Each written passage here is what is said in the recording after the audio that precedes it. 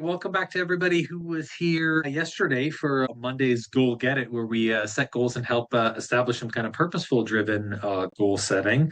Hopefully, you guys were able to see how intentionality is very important in terms of establishing any goals for your business. Today, however, we're going to be going into the structure that your business really needs for you to be able to build what is called a revenue runway. This is you being able to generate money consistently, having people coming in, having clients like taking off with you day after day. I guess I would start this with a question that I want you to kind of expand on. Like, have you ever heard of a revenue runway? Because as much as I'm going to be like, I've coined this term is not my term. Anyone ever heard of a revenue runway?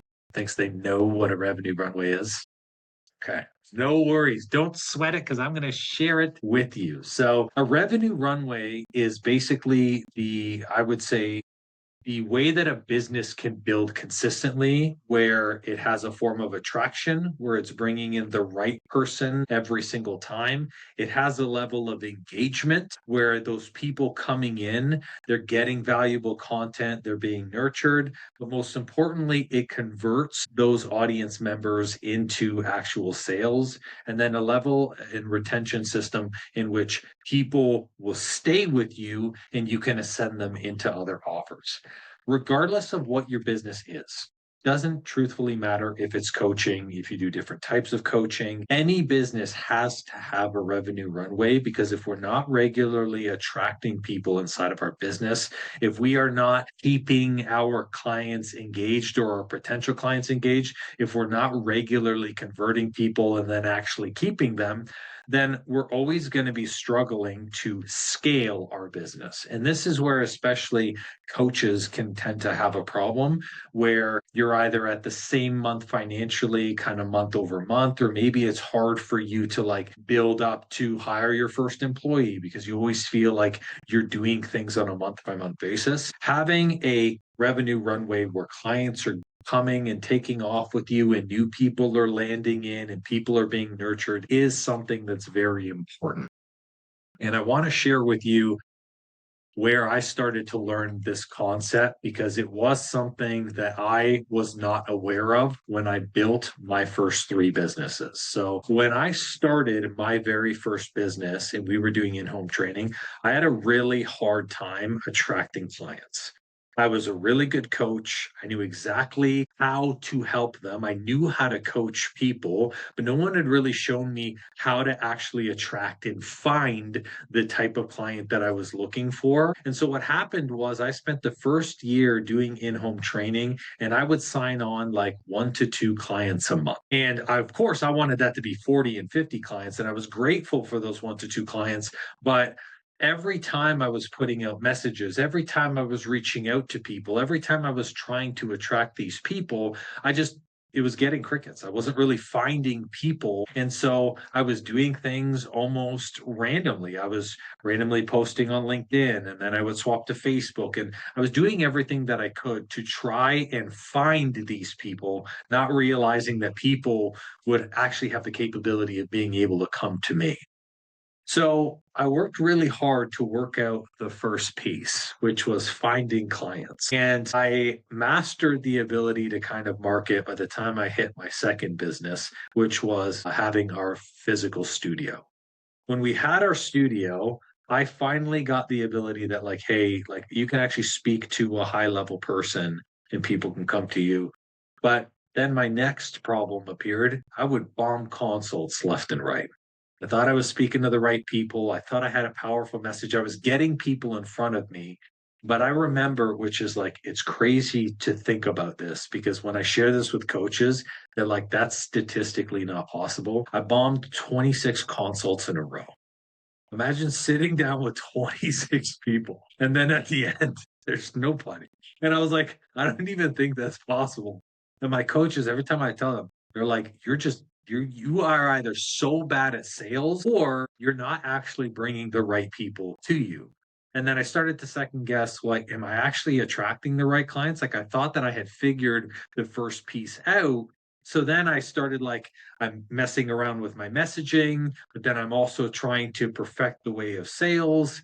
And so I'm spending a lot more time doing both, working with my clients one on one, but then also trying to get my sales piece and trying to get the attraction piece. And so what ended up happening is by the time I hit the our third business, which was the start of my hormone coaching company, I was working literally from 6 a.m. to 11 p.m. daily, trying to figure this stuff out. And it was crazy because before I fully transitioned into online, there was the last 2 years of having the physical studio where I was working my butt off and I didn't even have enough money to pay myself.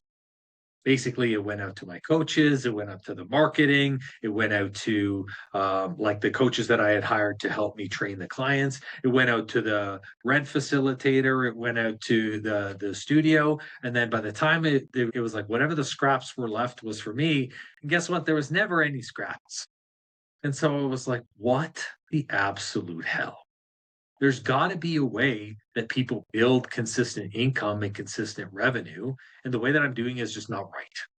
I don't have a consistent way of being able to build my business. I was always doing stuff month to month.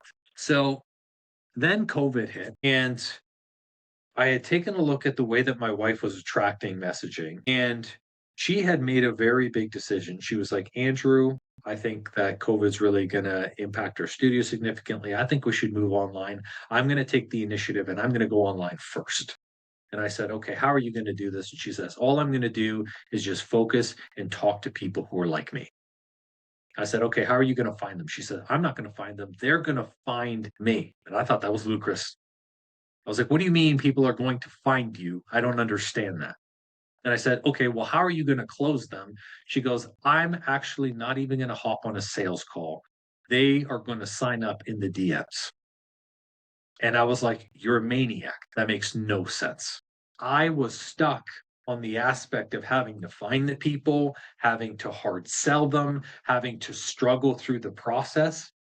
And it was, I believe, 3 or 4 days later, she was like, someone reached out for a program. And she's like messaging back and forth for like 10 minutes. And then she walks up and she's like, I signed someone up for 6 months, 3,500 bucks. And I was like, holy shit, there's something here. And I said, what was the biggest change that you had kind of made? And she was like, I was just done trying to establish a system that I wasn't in alignment with. And instead, I just chose to do it my own way. And so we leaned into that. We leaned into it really hard. And I started realizing that you need a powerful message, but you need to attract people who are just like you. And so all I started talking about was how I operate daily, how I show up daily, how I invest daily, how I take care of my health. And you know what happened? I started attracting those same people. When it came to the sales, I had ditched the script because I had a script where people would be like, is that a script in front of you? Yeah, it is. And instead, I just started having conversations. What do you need? Where do you feel you're stuck? How can I actually help you? And when I started asking deeper questions, I got deeper answers and I got deeper commitments from people. And so at the end, I got to just be what I always wanted to be as a coach, which is where I just got to show up and say, based off of what you just shared with me, I think we could really start with this. And it became more, let me help you instead of I'm trying to close you. And then we did the most important thing when I started having this connection to the attraction and I started actually attracting like minded people, I was able to build a community around what we were doing. And so what happened, just like you see on the screen here, is I went from clients stay from 4 months to 5 months, clients only do one program, to our longest client stayed with us 6 years before I moved into business coaching. And I was having clients who would sign over and over again, who would join different programs because they wanted to stay in my world. They wanted to stay in my coaching. And then they went from paying me 3,500 for a single program to 10K, 15K, 40K. Our highest client I looked up before we closed, which is wild to say, paid us $99,000 and her husband paid us $48,000. And I say to myself, what changed? What changed was I started to become authentic. I started to look for the people who wanted to connect with me instead of hunting people who didn't know who I was. And that's when I built my very first revenue runway. And with that, it was last August, where we hit 1.1 million in revenue. We signed on 4,400 clients through the 4 years that we had our online hormone coaching. But the most important thing for me is I was able to make recurring money. Month over month, I was able to generate that monthly revenue so I could do things like build marketing, hire people, hire my staff. And that's what's helped me and Lorna continue to ascend. Most importantly, though, I stopped worrying about being month to month. I really dislike being month to month, not because I was not worried about making a paycheck. I always did. To me, the worry came from I don't have a system, so I was worried that I couldn't figure it out. So all through this process, that has allowed me to establish and create my first runway. And I'm going to show you the pieces that will help you create your first revenue runway because every business and every coach needs one. But I want to understand where in your runway there's a little bit of a disconnect. So the question is, what do you feel you're missing in your runway? Is there a lack of nurture? You're not really building the connection. People don't really feel connected to you or your brand. They feel like they don't really know you. They hop on consults. They're asking a lot of questions about how you can help. Maybe they're saying, what are your credentials? Do you have the problem of maybe there's very low leads or no leads? You're struggling to actually get people to reach out to you on a consistent basis. Maybe it's a clear offer. You actually get people to the consult, but at the end, when it actually comes time to tell people how you can help, you're really just not quite sure how to fit them into a spot. So that makes them leave. Or maybe it's inconsistent sales. Like, hey, you're actually signing people, you're working with clients, but it's not enough for you to be able to continue to build and scale. I would love to hear from you all on the call. Feel free to unmute yourselves or drop in the chat. Where do you feel your struggle is in your revenue runway right now? For me, it would be more low or no leads. I almost always will, if they are ready to proceed, if they are acceptable to me, that sounds very egotistical. If they are ready to make the changes, yeah, I can easily close them and we go on, but it's the lack of leads. People are not finding me, my issue. So it's interesting you talk about that level of like, I feel it's egotistical to say if they're ready for the process. I think especially coaching into 2025 now, you absolutely cannot afford to take on the wrong client because the wrong client will take twice your time, will most likely not see a result, will say something bad about your coaching, and that will affect the next client that you get. So I love that you're not willing to settle. And I love that you're being selective. Being selective is great. And the aspect of having low leads is a combination of a couple of things. Visibility is one, where we post in the content, and we'll go into visibility through this. But then the other thing as well, too, is it that you have people who are in fact ready, but maybe there has not been the opportunity or you have not presented that opportunity? Call to actions, inviting them on, live trainings like this, where then you can put an offer at the end. Is there something in which maybe they're like, wow, every time I see Marie, like I love her, she's great, she's this, but they don't actually know that you can help them with something. And that's something to consider too. But I appreciate you sharing. Pamela put in the chat here. So inconsistent sales. I've realized having clients over 40 and 50 or better to me, they tend to listen more and they've been struggling for longer. So I want to say two things to this. The aspect of age.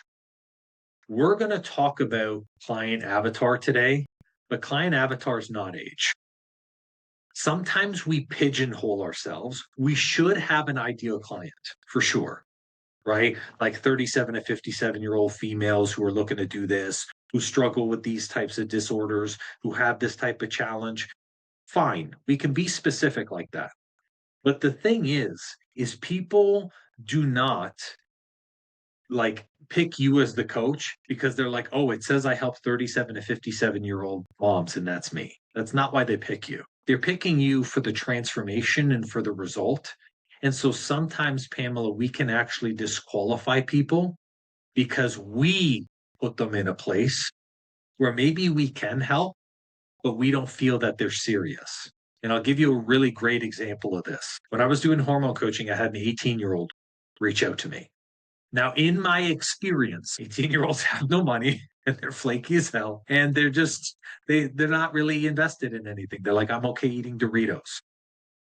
But she was like, I'd really love to have a consultation. I'd love to learn about your hormone reboot program. I want to have my mom on the call. And everything that she was saying is indicated of someone who was a higher level of one of my clients. And so I said, you know what? I'm going to hop on this call. I'm going to be open.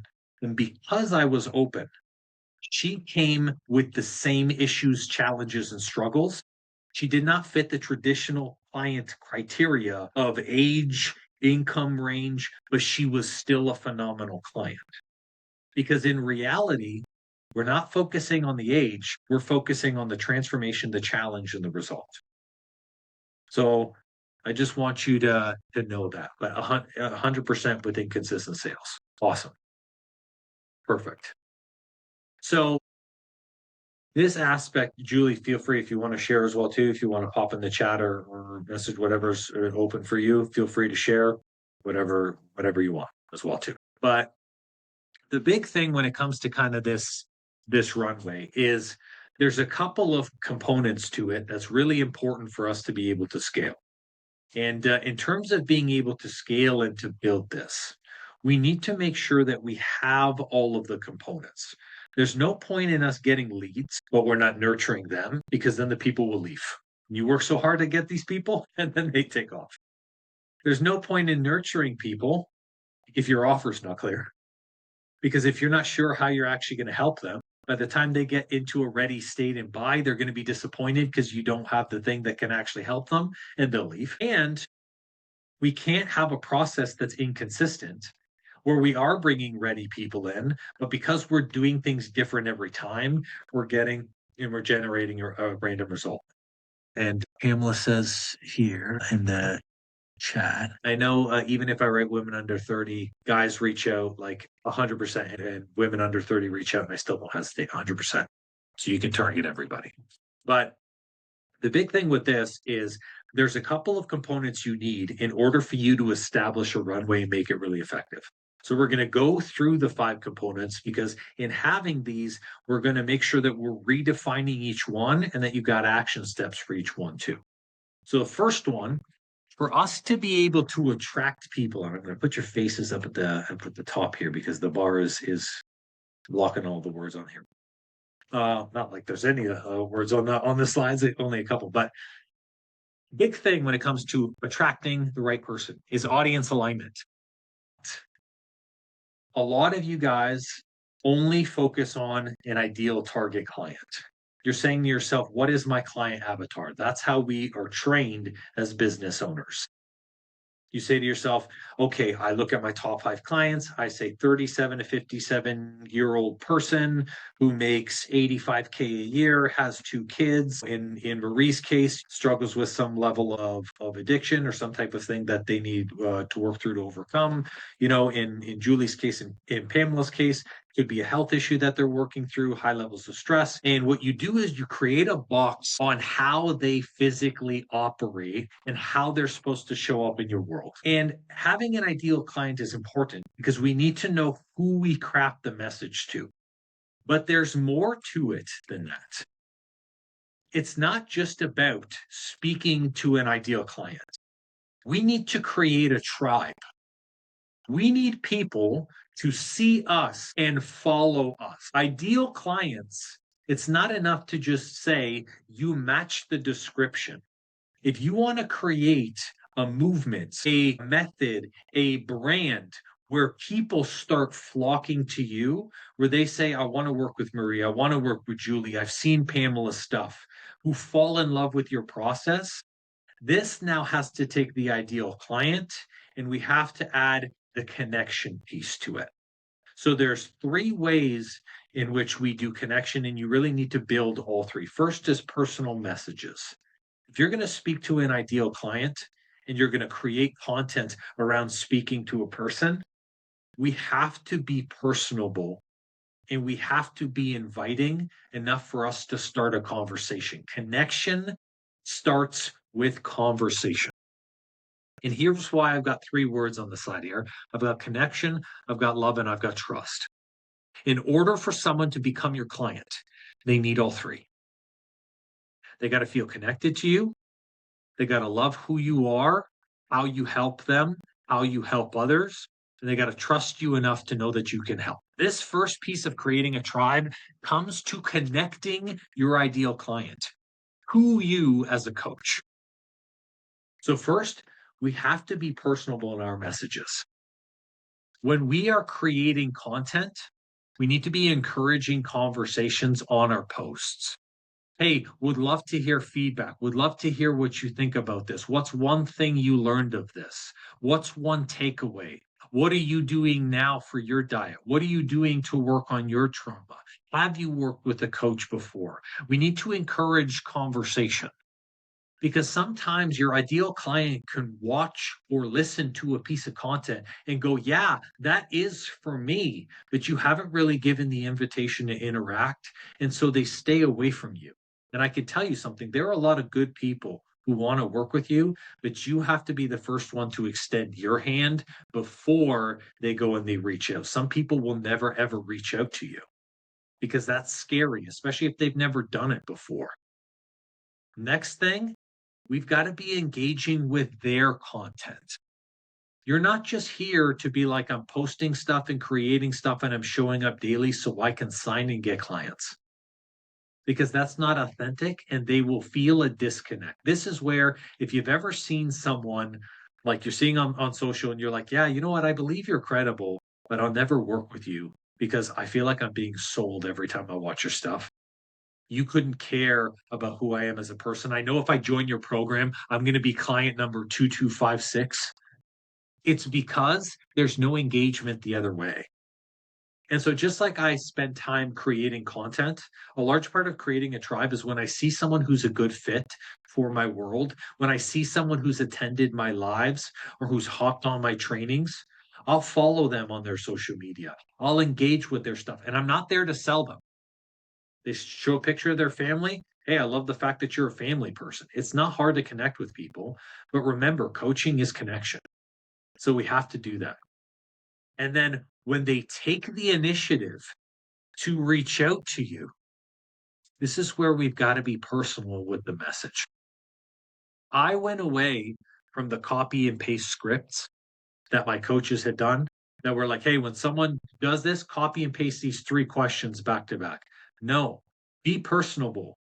Give a video in a DM. Someone reaches out to you and you respond back with a video. What that is it's thoughtful, it's personable, and it shows someone that you care on a deeper level. Because when a coach sends me a personalized message and says my name, and I know that they took even 2 minutes or 3 minutes to do that, I go, you know what? You didn't have to do that, and that's extra. And now, being a coach, it's not enough to be good. You got to be great. And being great means you got to be personal. Give a video, give a personalized message, send a personalized email, but don't just send an email with words. Clip up a little video, put it up on YouTube because people see that there's effort for that. Hey, listen, I saw that you hopped on my live and you had mentioned this in a question. I actually have a training for it and I just sent it to you. That is creating the personal connection that you need. Now, as you start to create the personal connection, it's important on your social media. We're not just there to give Howard the tools.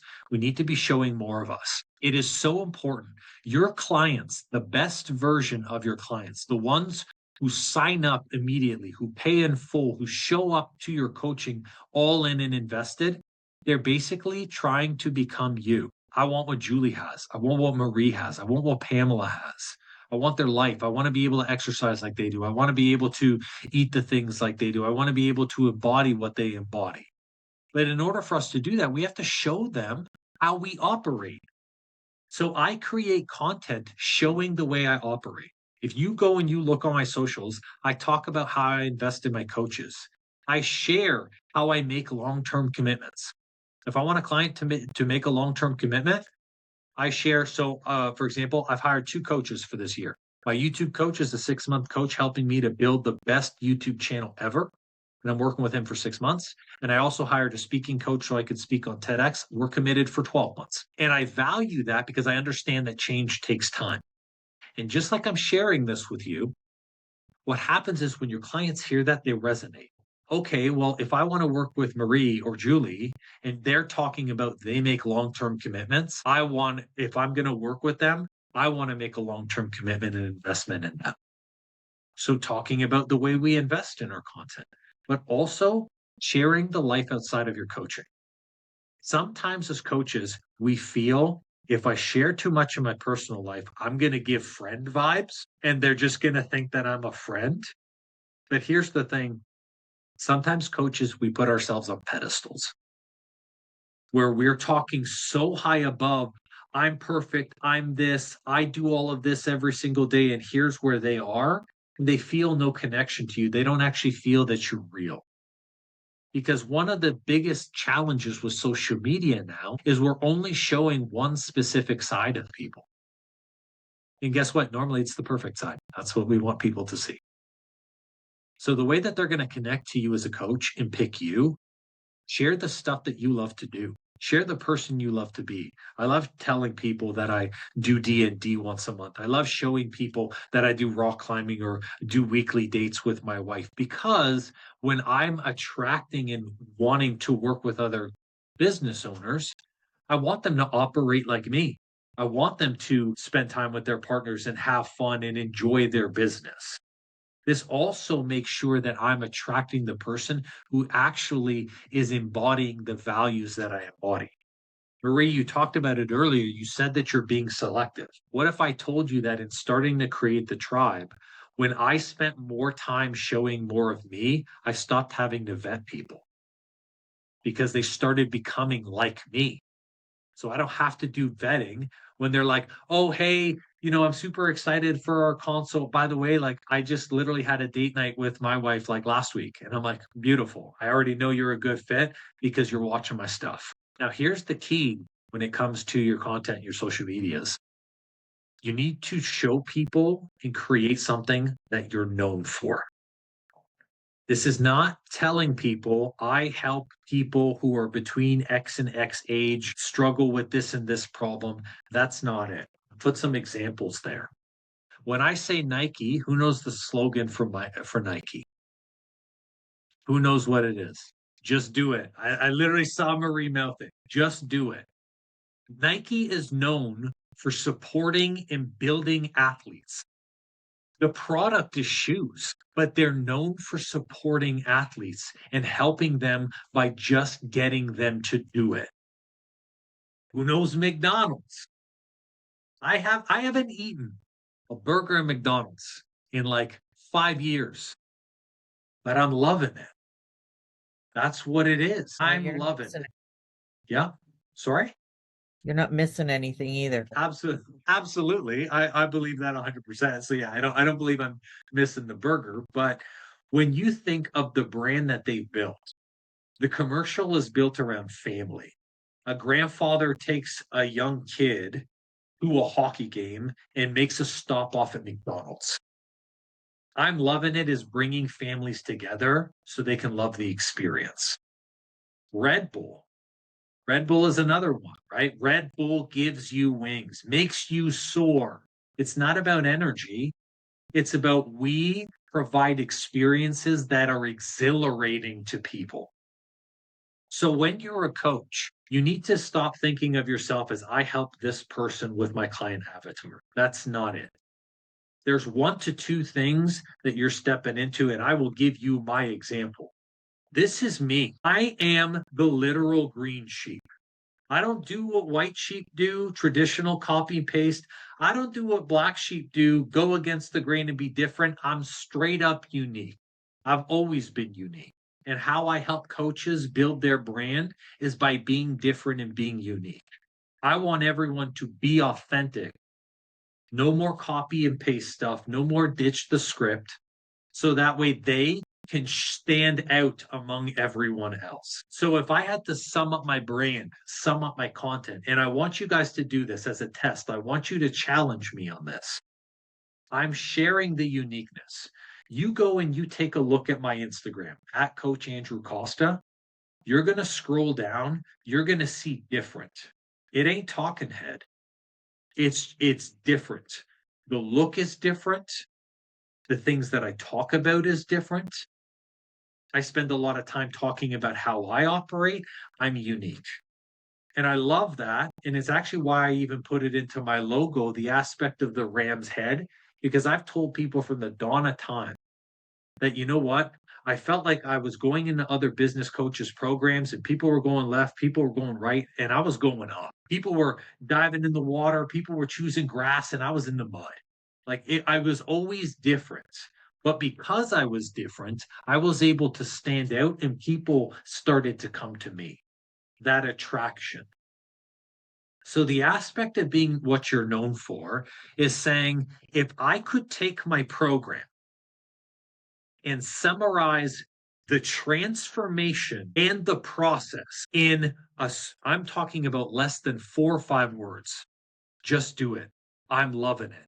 What is the feeling? As an example, Julie has a stress program that helps women reduce stress and get into a state where they can finally show up as the highest level woman that they can be. And I know this because I know her program intimately. When you're with me, you'll stress less. That's it. Hire me if you want to stress less. And that applies to everything: relationships, food, health, activity. If that's where you build the brand, then people are going to start to follow you for the brand's feeling. That's what gets people excited. So the client avatar, I know you all have that. This is where we need to focus on the tribe. So what I want you to do for this is I want you to say to yourself, how can I create 3 pieces of content a week? Doesn't have to be every day. 3 pieces of content a week. One shows how I operate. One shows the transformation of my clients. And one shows what I'm known for. If you can do that, you're going to find that you're going to have more and more people in your circle that are going to be ready, that are going to be all in, and that are going to be invested in you. And Marie said, I'm told niching is where it's at. This is what you're known for. So the niching. Yes, it's important to have a niche. So for example, I transitioning from hormone coach to business coach that I did last year, I only help online coaches scale. Someone came to me with a construction company and was like, hey, let's double up in marketing. No, I'm not for you. I'm very specific with who I can help because I lean into my strengths. That being said, notice how when I say I'm helping online coaches scale, I'm not saying I'm helping with only marketing. I help only be able to create something specific. If you're struggling to create a 60-day program, I help a 60-day program, because in reality, those are tools. I don't focus on talking about the how, because I'm going to share the how in my program. And most coaches that come to me know the how. They know how to build a program. They know how to build a funnel. Because if I say to myself, I will help you build a funnel, and you say, I've already done a funnel and a funnel didn't work. I already have a funnel. I don't need a funnel. I just literally, I pushed you away, but really I can actually help you better than that. So niching is important, Marie, but it's more focusing on the feeling and what you're known for in that niche. So Pamela says, what's your meaning of operate, as a question? Can you clarify that, Pamela? You want to unmute and just so I know how to best answer that? Yeah, when you say the way you operate, what do you mean by that? Show Okay. more of the way you operate. Right. So, for example, when I hire a coach, I hire people the same way I hire my employees. I get just enough information to know if they're credible and if they've done what I've done, and I bring them on. I don't use any more information. That's sharing how some of the way I operate. When I make decisions, I don't sit on a decision for 7 months and say, should I do it? Shouldn't I do it? I don't build a list of the positives and the negatives. That's not how I operate. I say to myself, is what I'm deciding in the direction that I want to go? And is it in alignment with my goals? If it is, it's a hell yes. Mhm. That, Pamela, that's sharing with people how you operate, how you make decisions, okay? How you're in your relationships, how you communicate with people is also how you operate. So, for example, most of our clients inside of Coach to Coach, they have the ability to message me every day. As a matter of fact, they can message me whenever they want. Most people only message me like twice a day because they're self led. And when they message me, they're messaging me when they choose to tap in. They're not just messaging me all the time. And when I share that, I'm sharing how I operate. So when someone comes into my world, they know that they have the ability to message me, but they're like, you know what? I'm self led like Andrew. I'm not just going to send him any random question just because I feel like I have to use every second of his time. I'm going to be intentional. Does that make sense, Pamela? Yeah, and then I have another question. You said show more of your life outside of coaching. I once did a poll asking people what do you want to see more of, nutrition, workouts, or personal life, or others, and they say, oh, personal life, and I'm like, man, I don't have much stuff going on in my personal life. Like, yeah, so I'm just like, what if I don't have much stuff going on in my life? Got it. So I used to think that my life was boring because I'm a very vanilla guy. Like I literally only like vanilla or chocolate. Like I'm as plain gets. Here's the thing though. You can find an example that you can share in everything. For example, go through a Tim Hortons drive-through and I say good morning. Okay? This happened this morning. I say good morning. And the person across the drive-through goes, "Is it a good morning?" I could build a piece of content out like that. It's the first thing in the morning. And regardless of how my last day was, I don't let it dictate today. A Hmm. coffee story is something that you can share.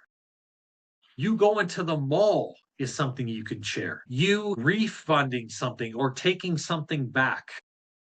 You choosing to stand in your power. We don't need this fancy thing like, oh, I flew on a luxury 5-star jumbo jet and here's what I learned about the premium experience. You actually don't need that. Your life has so many lessons that you can share with people. Honestly, Pamela, people just want to know you're real. They want to know you go to the grocery store and when you picked up an apple, you dropped it and instead of putting it back, you kicked it under the counter. They want to know that you're just like you're a regular person, you know?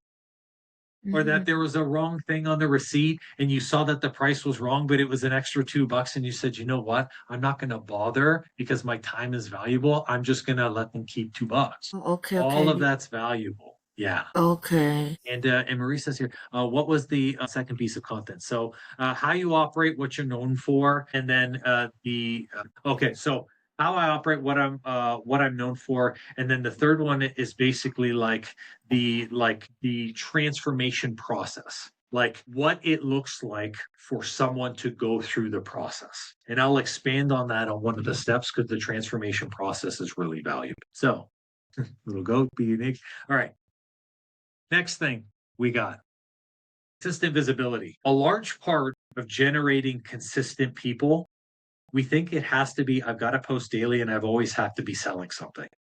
Yes, if you don't post, no one will see you, right? Like this airport billboard, you can't be like hiding in the back and once a month you go and you put something up. But we have to go a step deeper than being visible. We need to be at the right place. A lot of us as coaches are not sure what platform we should be on. We're not sure how our clients digest content, and we're not sure how our clients reach out to us. So, number one, we got to start with the right platform. I can tell you right now, the right platform, Facebook, Insta, TikTok, YouTube, or a podcast, Those are literally the highest level platforms. Facebook and Instagram, here's why. Meta in whole, okay, has 2.3 billion users right now. It's almost 40% of the globe. If you're not on Facebook or Insta, you should be. That being said, the one that I've really started to lean into that I love more in terms of right platform is TikTok. Here's why I recommend TikTok alongside doing something like Facebook as Insta as like your secondary platform. TikTok has a lot more viewers, but it doesn't have a lot of content creators. As a coach, you're fighting for viewership with other coaches in your space. And so if there are other coaches that do what you do on the same platform, you're going to be competing with them. TikTok right now, people are leaving the platform because they're afraid that the platform is going to be banned in the States. That's golden. It's golden. We're testing this with Lorna's viewership right now. She's skyrocketed to 175,000 followers on TikTok. And it almost doubled in the span of like, I'd say probably 2 months. And the reason why is not because she was posting anything different, but because creators left because they were afraid it would be banned, and she stayed consistent on it. And guess what? If you are the only creator posting content in a space, you're going to get a lot more eyes. And even when the creators do return, you are the one who stayed and you are the one who was there.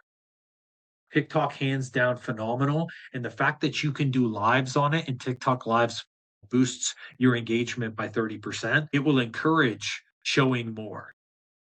The other one that I have there is YouTube or a podcast. People right now are using YouTube and podcasts as search engines.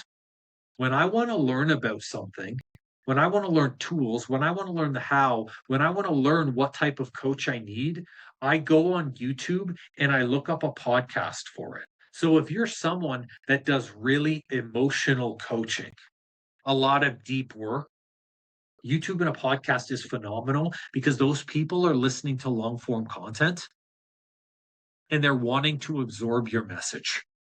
Marie, this would be something perfect for you because sometimes 45 seconds ain't enough. They need to actually embody your energy. That's long form content. Now, once we have the right platform, we do have to know how our clients watch and view content, which comes down to the right medium. Not everyone likes a long form piece of content. Personally, when I'm working with the coaches inside of Coach to Coach, they like long form content because they're long term learners. They have a podcast in their ear, they have my YouTube channel in their ear, and they're listening to stuff while they're working on things. So I know that the coaches I work with love long form. But when I was hormone coaching, I could not get a single person to commit to anything longer than half an hour. And what I found was those type of people, those people who are in the, I just need enough to know if you're credible, them, they were within that 45-second to minute mark, watching my stuff 3 times a week. And that's what made them all in. So it's important for you to know how your clients use content. And here's the best way you can do that. You can ask people inside your Facebook groups. You can ask clients you've already worked with, or you can test it. You could do a month of long form, see what your engagement looks like. Do a month of reels, see what your engagement looks like. Do a month of posts, see what it looks like.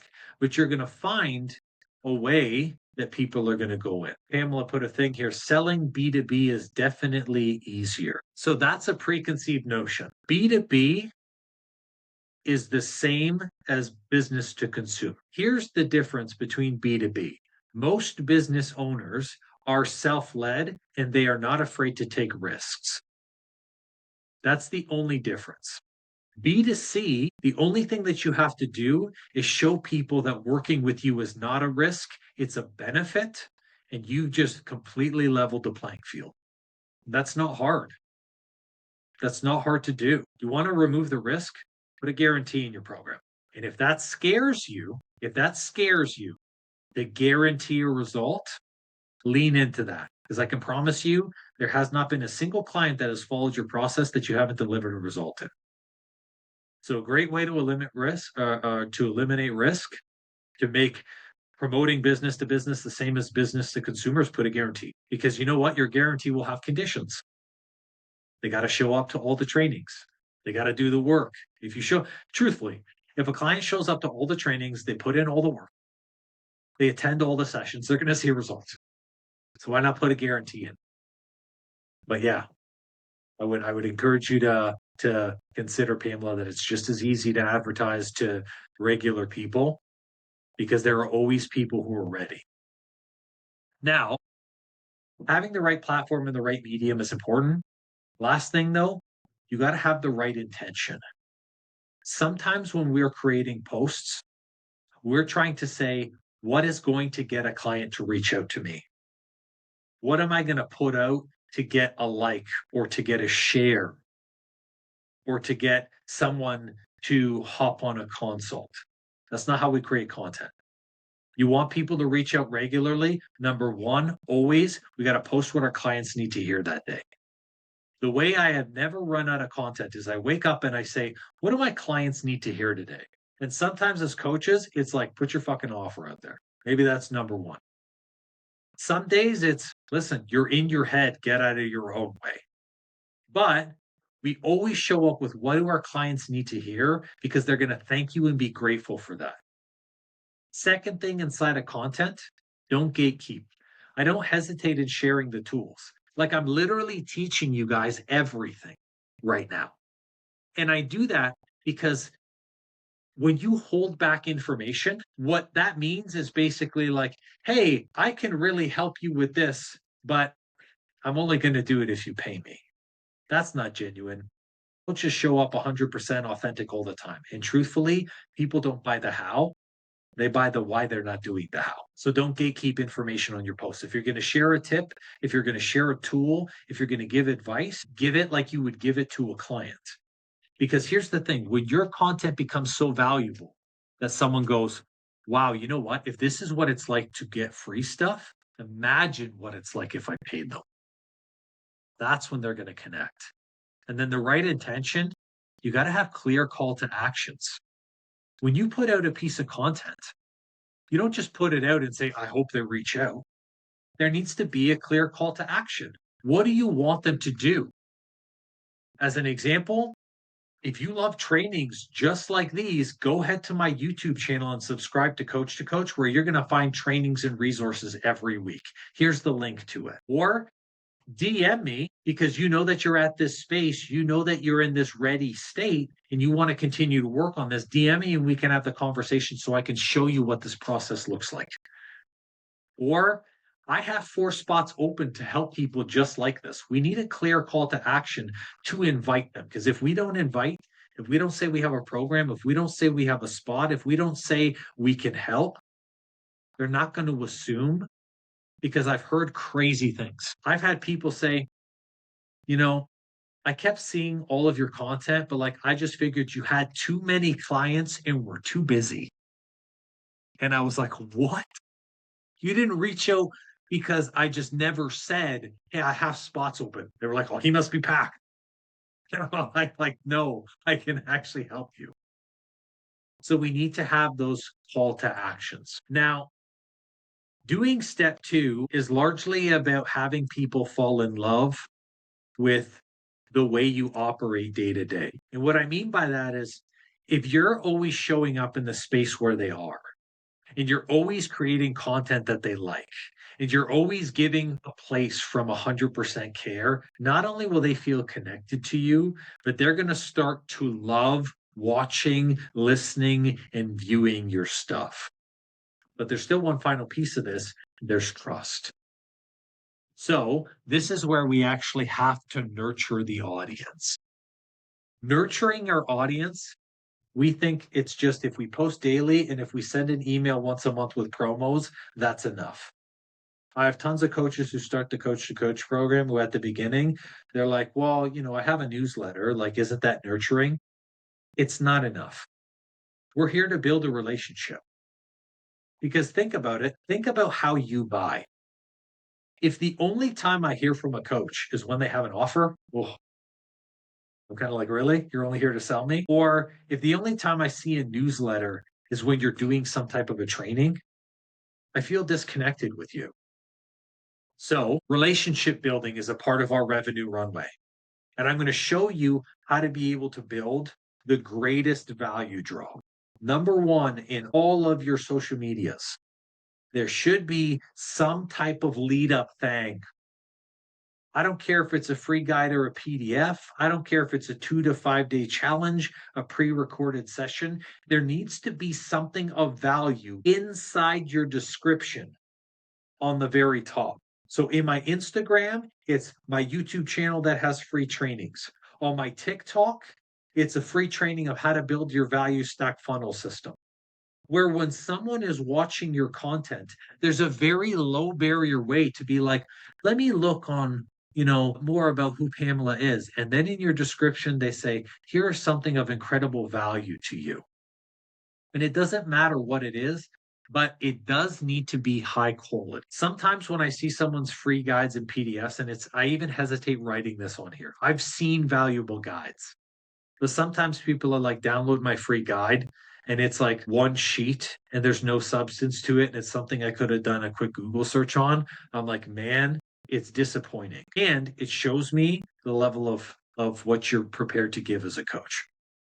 But you know what? A prime example of this is this 4-day experience. When you can deliver on a value, pre-record it, and then guess what? People hop into it and they're like, you know what? I just got 5.5 hours worth of trainings. That's really valuable.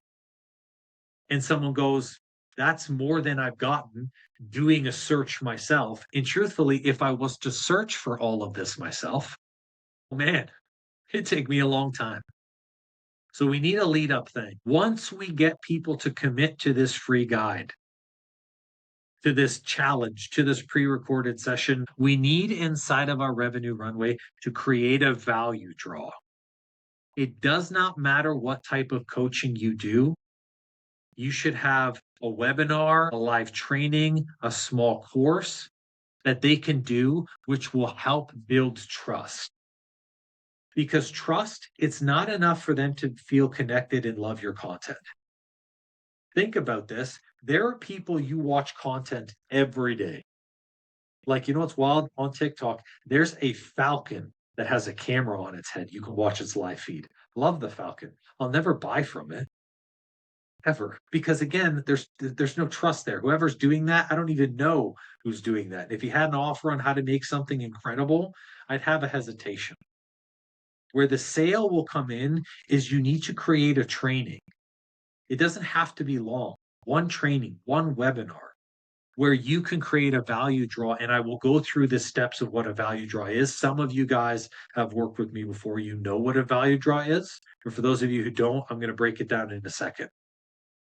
But we need a specific thing that is going to build the trust quickly. Here's how you know a value draw works. People spend 2 weeks watching your content. They download your free guide. They attend one of your trainings or your value draws, and they sign up. A month they've been in your world and they're your client. Versus spending 6 months watching your content, trying to decide if you're trustworthy enough. And the last thing, we got to do lives. The easiest way to do lives or to build trust is to do lives. And if you're not sure what to do on the lives on social media, Q&As is great. You announce it to the platform and you say, hey guys, every Thursday, I'm going live for an hour. I'm going to answer your questions and coach you. Whatever you got, bring it up. Perfect. What a great way to connect with your audience, provide that personal, but give them answers to their specific questions to bring trust. Lives, you can also bring past clients on. Why not walk through the way that you transform someone else's life so someone watching could be like, oh my God, I'm exactly like that client. I brought on tons of people through hormone coaching who were like so impactful that when people went on consults, they're like, hey, like I saw Ben's transformation. I saw Gallia's transformation. I remember when you hopped on live and that's what made me want to reach out to you. And if you're immediately saying, listen, I deal with some personal stuff and I don't know if I can get a client on a live, any client who has received a result or a transformation will be ecstatic to share the result. Sometimes clients are hesitant if they haven't gotten a result yet. And they're like, well, look, I'm still struggling. I'm still in the weeds of this. But after you've given a client a result, all you have to do is say, hey, I'd love for you to come on and just talk about the experience and the change you saw within you. People love talking about themselves. And let's say you're like, okay, you know what? I'm in a state where maybe I don't have past clients or clients aren't coming on, Q&As, few and far between. Bring other professionals on. You can use the credibility of another professional. You can use their audience and give value to their audience, and clients will come from their audience to yours. That's where we build the relationship. Now, from a value draw, the webinar, the seminar, the course that you're going to do, it's the same process. And I hope you guys know this and see this once I read this to you, that I am taking you through the same process. Number one, inside your value draw, you have to show that you're the pro. So why you're the coach that they should be listening to. So at the beginning of this, at the beginning of the trainings, I shared a story of how I struggled and how I overcame to show that I have done the thing that you guys as coaches are looking to do. Then the second thing is the confirmation, to get agreement with everyone attending the training, why they're there, so they know that they should be there. How many trainings have you gone on where they don't engage with the audience? Show of hands, how many of you guys haven't appeared? Julie, Marie, perfect. Pamela, you got your camera off, but I'm sure it's the same. Where you show up to a training, they don't speak to anybody, and you're like, I don't know if this is pre-recorded. I don't know if this guy, there's a disconnect. You're like, I have no idea. But at the very beginning, it's very easy. Like, what do you want to accomplish with the session? What are you here for? What is your struggle right now? To gain agreement for them to be like, I'm in the right room with the right person. Now, we got to give them validation. We got to acknowledge what they've been doing and validate the challenge. Listen, you guys are out there, you're promoting content, you're doing the right things as coaches, you're working with clients. But you know what? Maybe you're having a challenge with the messaging. But we have to acknowledge what people have been doing, because remember, the highest level client is always trying. And it's important you recognize that. And then the easiest part, you give them value. That's tough right there. You just show up and you give great value. Now, through that, there's going to be an offer attached to it. Because guess what? When you do things for free, when you bring people into your world, you want people to join your world. And this is where your offer, you're going to present it to them, but you're going to keep it simple and you're going to keep it easy. You're going to present them a way that they can continue the journey. And then you're going to open the floor to questions. Because people might have questions about the offer. Great. You get to talk about it more. People might have questions about the value you shared. But this is going to complete the energetic cycle of trust. Is the person credible? Yes. They are speaking to me. They have shown that they have done it. They validated what I've done. Do I love the person's content already? Do I love the way that they operate? Yes, because they've already been watching you. Did I get good value today? Yeah. So now the offer, it's like, well, if the offer makes sense for me, I'm going to take it. And this is how a value draw gets you clients. You see, guys, how the value draw is a really big piece, and we need to have that as a part of it. Yeah, good. I'm seeing the head nods. Beautiful. So we've got the value draw. We've presented that offer. Here's the thing, though. The offer needs to be right. We sometimes complicate our offers. We just need a really clear, what I call, ascension offer path. Don't have tons of offers. Don't try to fill random offers or have random LBOs, which is low barrier offers. Here, straight up, is what we need. We need to create a clear offer laneway. You want to be known for a program. My wife, Orna, she's known for her Root and Rewired process. People join the Ditch Decade Diets Academy. That's it. That's the offer. For me, it was the hormone reboot program.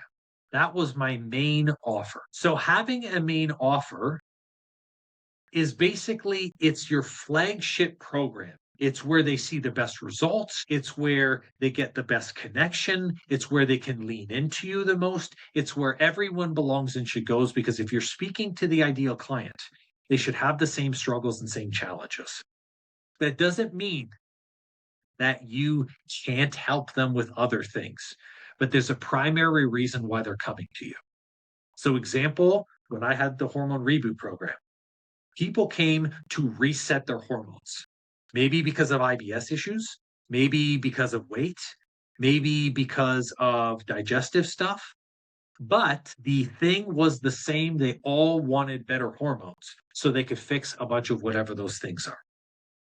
So you have to have a main offer. Now, your main offer, you want it to be high ticket, because guess what? For you to scale as a coach, you can't be afraid to charge what you're worth. Doesn't matter if it's individual sessions or a session packet. Doesn't matter if it's a single program. We do want it to charge so that way when we have 10 to 15 clients, we can scale into other programs like group coaching. I tell beginner level coaches not to stray away from the main offer, because sometimes we say to ourselves, oh, you know what? No one's joining this, so maybe I'll just join something small. And then guess what? You're like, I really want people in this, but I'm doing other things that's not in alignment with me. And you're creating offers that you don't even know that people want. You want to get clear, have one offer, fill the offer inside. Make sure it's high ticket. Most important thing, you got to make sure it's transformation focused. Don't be telling people about the tools inside of it. Nobody cares about the tools, right? When I go to the bakery, I don't say to the person I'm buying bread, I want you to tell me all of the blending pieces that you had to make this loaf. Is the loaf good? Yeah, perfect. Am I going to feel full? Amazing. That's it. That's all I want. And that means that your program needs to have, 3, maximum 4 main pillars that you deal with. You should be clear on the things that you help, or the pillars that you help. Now, having that main offer, it's important that you have offer phases. There's only 2 offer phases you should have. You should have a phase for people who maybe can't invest that much at the beginning. So they're going to do the first 2 to 3 weeks of the plan. This is like an introductory program. It's starting the process, because what a tragedy for someone to do the work, hop on the consult call, be so excited with you, you present them with an offer, and they can't afford you. And they go, well, for me, I guess I'm going to keep struggling. That sucks. So why not have something that gets them to start their journey? We're not making a whole new program. Notice how I said the first 2 to 3 weeks of the process to get them started. Then it gives you the opportunity to give them quick wins, to get them focused, get them some results, and then get them to commit to the rest of the program.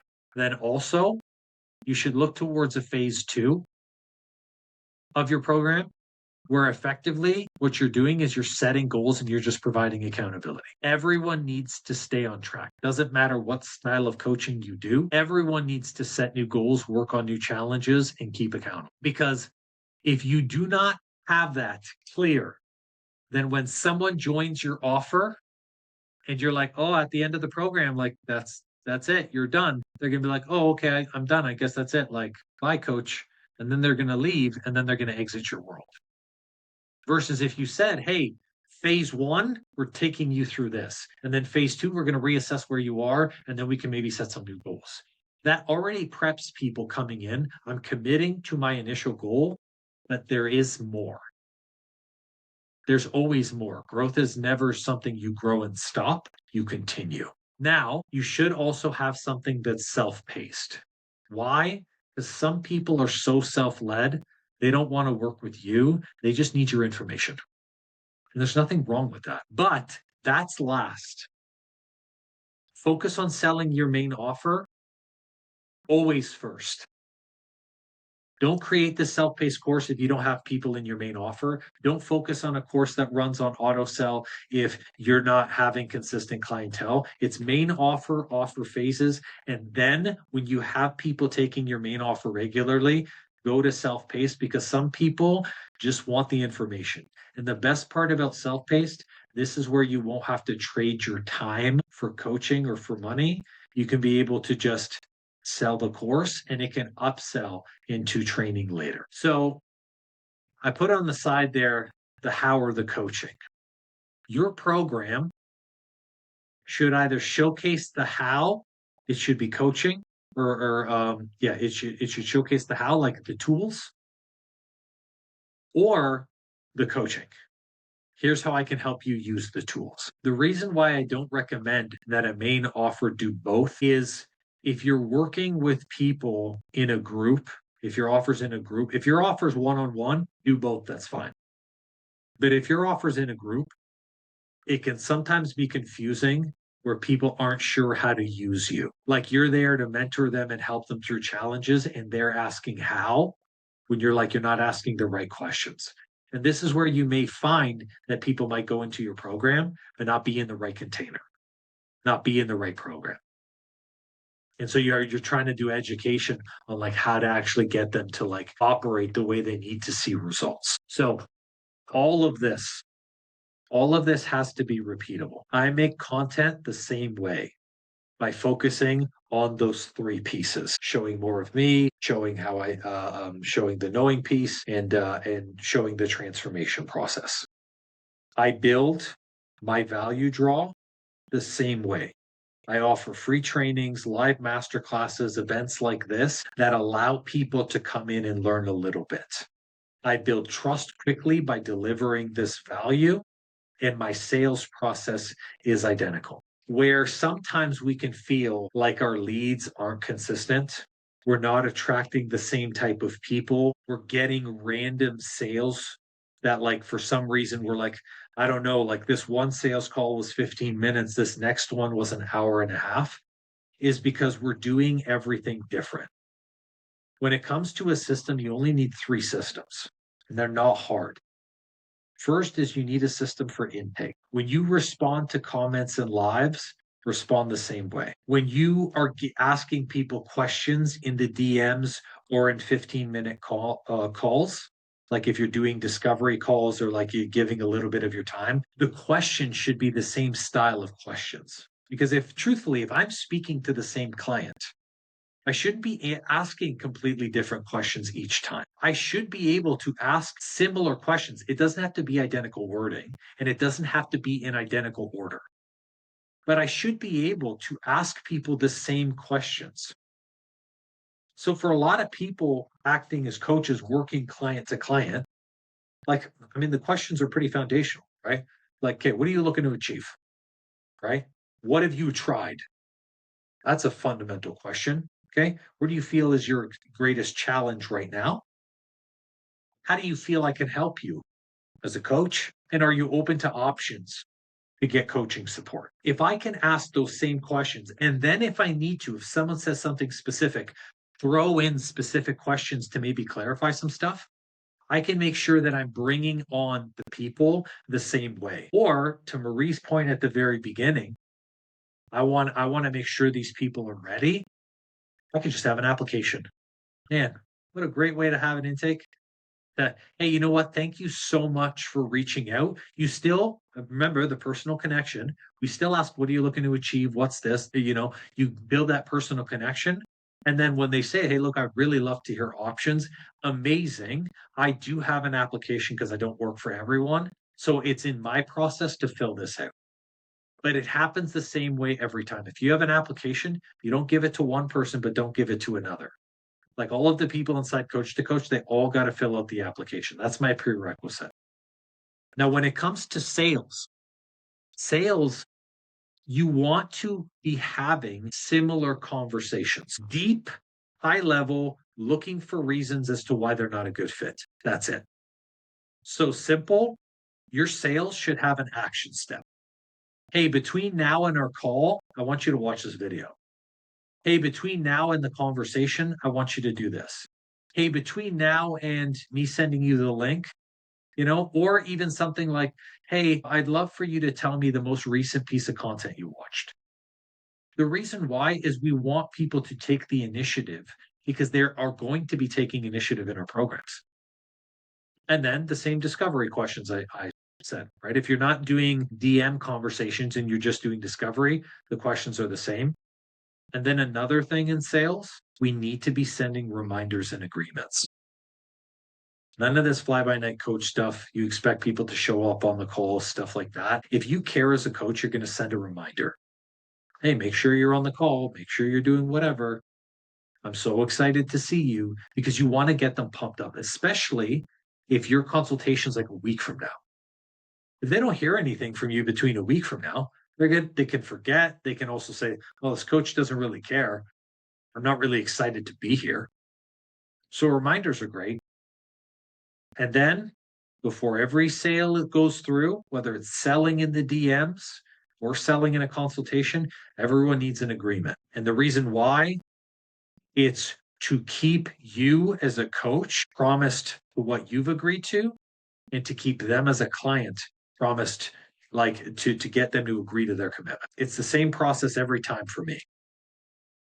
Agreement, credit card, agreement. It's the same thing.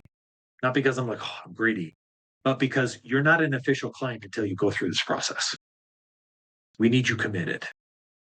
Last thing, delivery. This is where a lot of coaches tend to botch this.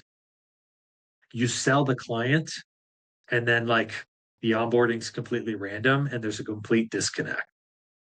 When you're onboarding people, we need to onboard everyone the same way, whether they're working one-on-one, whether they're working in a group, whether they're taking a self-paced course.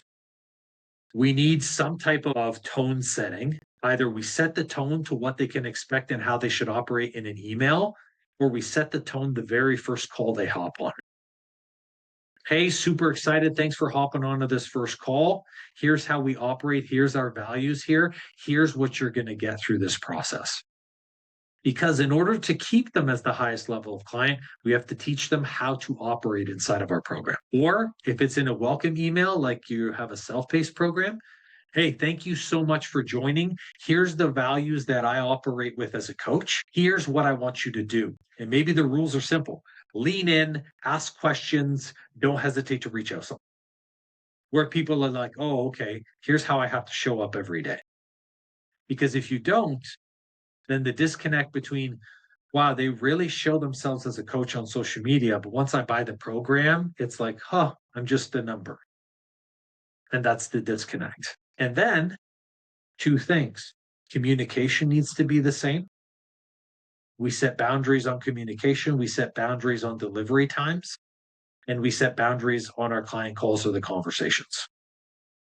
This system is important because a part of keeping clients is about delivering to them in a consistent way. If we work so hard to get someone to take off with us in our runway, they've finally taken off and they've committed to the program, why would I want them to leave? I'm not saying generate problems for them. No, you guys are smart enough to not do that. But in reality, we want to make sure that our delivery is so powerful and so consistent that they choose to stay. They want to continue to be in the client calls. They want to continue communicating with us. But we have to set boundaries on that. Here's how you reach out. Here's when you reach out. Here's when I respond. If I say I'm going to give someone something, here's a plan, here's this, here's a training. You have to give it to them because this is all a part of the keeping clients through this process. So here's my question. Information from a fire hose, of course, but this is where we can unpack all of this. Can you guys see the runway? Do you see how this stuff connects and pools into each other? I'll put the question here. Marie says very clearly, beautiful. So I'll put the question to you guys. In hearing that, where do you feel is the first part of the runway that's not quite working for you? In all of the things that we went through the process, whether it was, that aspect of creating a tribe, whether it was, making sure you're in the right place, the relationship building, the actual value draw, the system. Where do you feel right now? And I want you to just pick one. Because here's the best part about coaches, right? When we coach clients, we don't say, you've got 500 problems, work on 500 problems. No, we say, what's the biggest thing that we can do? So, what would you say that is for you guys? You could drop in the chat or you can unmute. Emery? For me, the audience alignment, what to put out, when to put out, just a consistent message, but what to put out. I love this. Show more of me. Well, I've got a personal account, then I have my business account. Maybe I just need to add a little from the personal account into the business account. Easy peasy stuff. That's where I'm going to start is more of that alignment. And then we'll go from there. When it comes to accounts, so I do have a business account, but in truth, I actually post the same content on both. I have my coach to coach systems. So when someone looks at it, it's like someone going to verify, like, is this business legit? It's kind of like a website, right? A page for your business is like a website. They go, they scroll, and they're like, verified. That's it. Like, I don't look too hard at it. But in reality, if they're working with you as a coach, if the brand is you, this is what we call personal branding, then it should be, if you're going to have them two separate, you should be also sharing that to your personal feed. Because people need to know who you are. Otherwise, just like a business, if it's just always business, business, business, business, it can be very easy for someone to go, yeah, you know what? You're credible, but honestly, I don't feel connected to you. And sometimes, look, for some businesses, it is just business, right? Let's be real. I don't care if I connect to my plumber. I don't, right? I need a pipe fixed. Boom, it's done. That's fine. Yeah. It works for his business when he doesn't share his personal life because it's not relevant. But as a coach, if I'm going to show up to you and tell you, Marie, listen, I'm having a really hard day.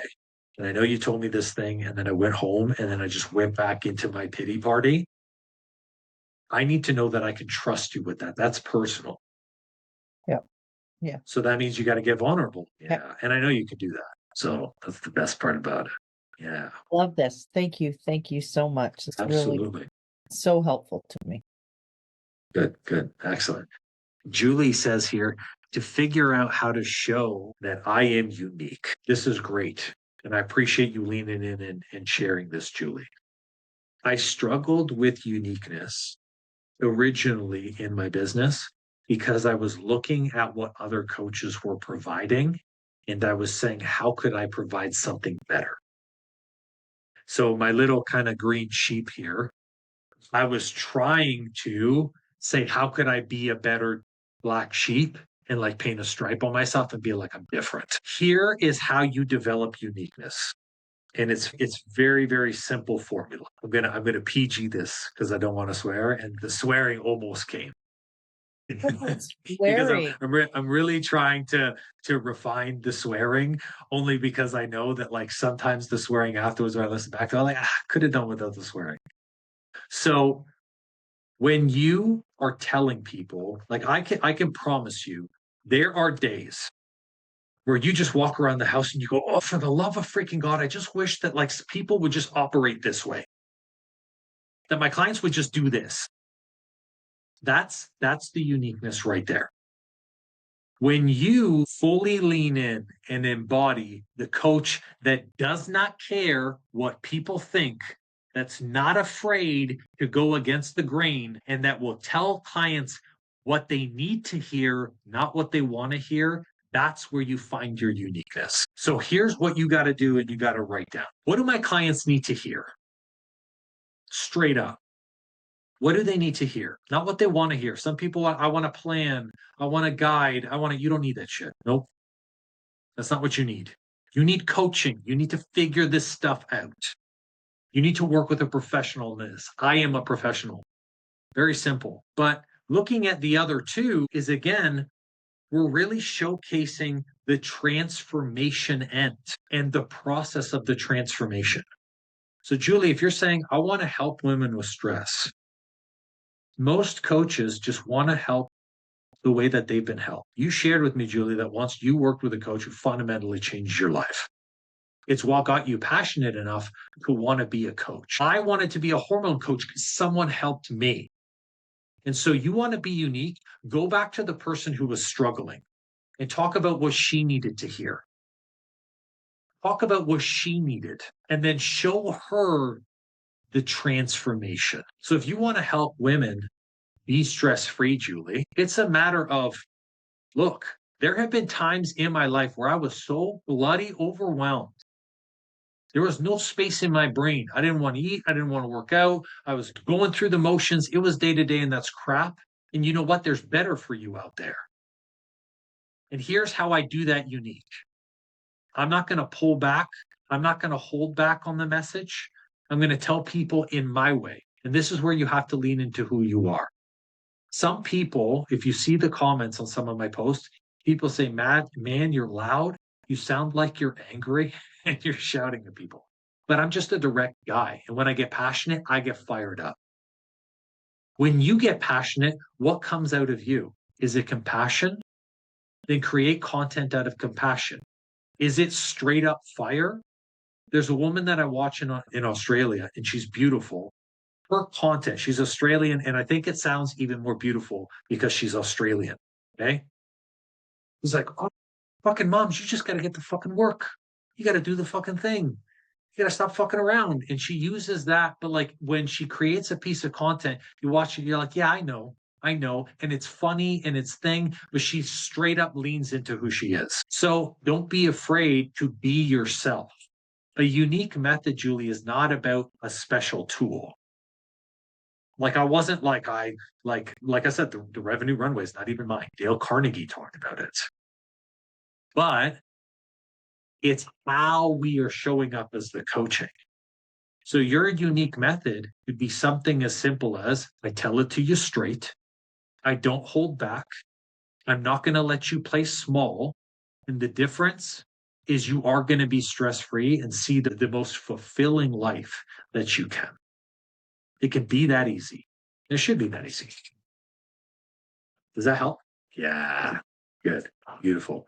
Pamela, what about you? Is there somewhere where you feel in this initial moment? Hey, I'm not sure. I need to see the list again.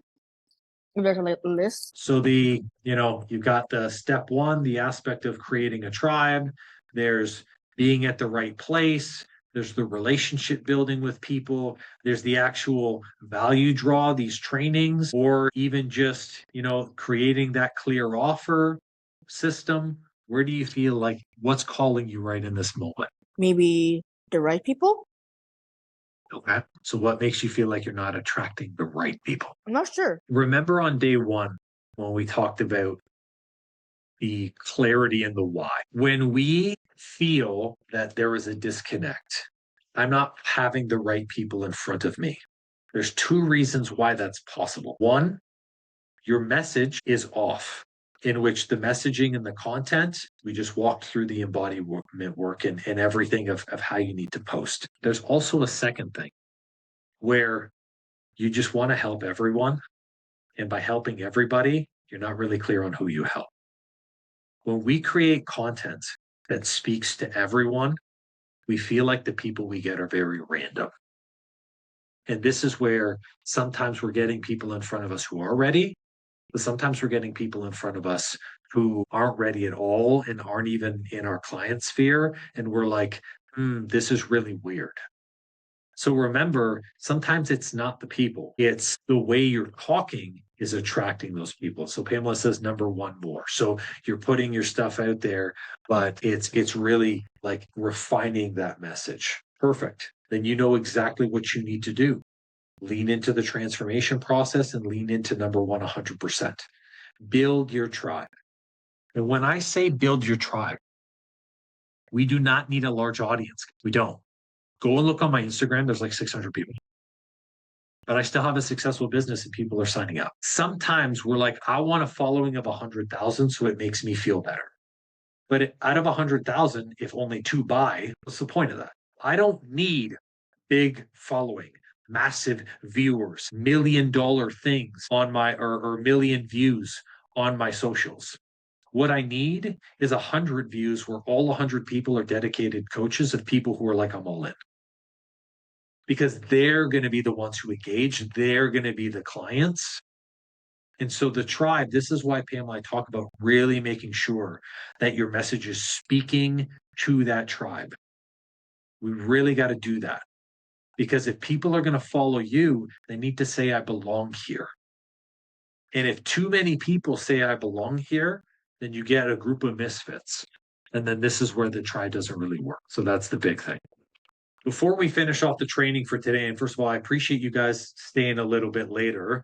There's two pieces that this really hinges on, right? We can build this revenue runway, but we've got to have ways to sell people. So we need a no BS sales approach that we're going to be talking about tomorrow, where we can basically sell ethically from a place of care, and where we have a lot of ways that we can offer people to stay in our world. That's really important, because if we don't make the offer, and if we don't know how to almost prescribe like a doctor to a patient, then people are never going to take action on our stuff. And then the number one, which we're going to do on Thursday, which I think is going to be incredibly valuable to everyone, client converting content. How we create content that speaks and attracts our highest level client, and how we're going to be able to qualify those leads so that way we can fill our pipeline regularly without hunting. Because I can tell you something, there's two ways we hunt, right? There's hunting where like you've got to run after the thing. Man, as someone who likes activity, I don't like doing that. It sucks. But there's also hunting where you put things out and people come to you, and then it's like, oh, great, this is amazing. So we can do that with client converting content. I want to share just a little bit. I've got a little special thing with client converting content as well that I'm going to share with you guys. So I'll share some more on it tomorrow, because I really think that client converting content is the biggest piece for this. But with that, I still need to make sure, especially for you guys, that you're very clear on your sales approach. Because if you're going to do this work to build a runway and build it right, it's not enough for you to do 85% of the work, get the person there, and then you can't close, or there's a hesitation that's there. So we're going to talk about the BS sales approach first tomorrow, and then afterwards, we're going to go into client converting content. Cool beans? Beautiful. Now, any additional questions or any other questions that are coming up for you guys through this process?